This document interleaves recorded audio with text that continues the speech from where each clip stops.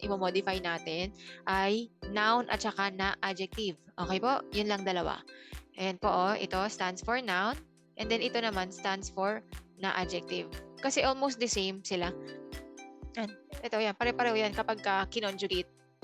Okay? So meron tayo dito na affirmative. Okay?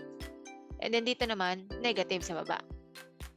Tapos, dito sa una natin, yung mga non-past. Ibig sabihin, pag non-past, yung present tense at saka future tense, pasok dyan. Tapos dito naman yung ating past tense.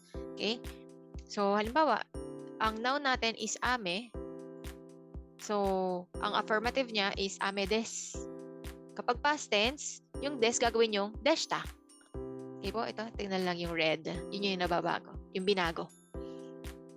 So, same lang din kay na adjective. So, yung Shizuka, des. Tapos dito, Shizuka, deshta.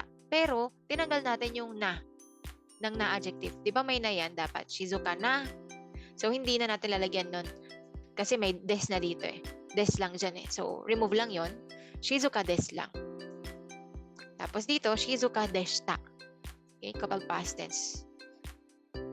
Dito naman, pag negative, pag gagawin negative, pareho silang ja arimasen. Okay? Pero dito kay na adjective, tinanggal mo yung na. Ganun pa rin. So, halimbawa, pag noun, ame ja arimasen. Dito naman, ame ja arimasen deshta. Okay? Past negative. Okay? Past negative. So, past tense, may deshta. Tapos, negative, arimasen. Ja arimasen. Okay? And then, kapag na adjective, Shizuka ja arimasen. Ganun din. And then, Shizuka ja arimasen deshta. Okay? Wala lang siya yung mga na. Shizuka na. Yun yung mga tinanggal. Yun yung tinanggal natin. Okay. So, that is for noun and na adjective. So, please remember pa. Halimbawa, ito. Nandito siya sa taas. Ba natin? Sabi niya, kinowa. So, kahapon. Kaya dapat past tense. Paano mo siya ipapast tense? Deshta. Okay? Kasi kino eh. So, dapat magka-partner. Ito, yung time expression nyo dito sa unahan, dyan kayo magbabase. Kung magpa-past tense pa kayo dito, sa dulo, o hindi. Okay po? So, dito, yesterday siya eh. So, ibig sabihin, dapat mag-past tense tayo.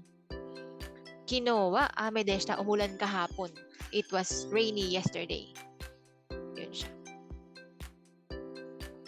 And then,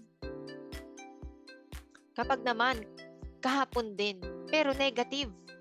Okay? Itong ame is noun. Noun siya, no? Ito naman, adjective siya. Pero negative.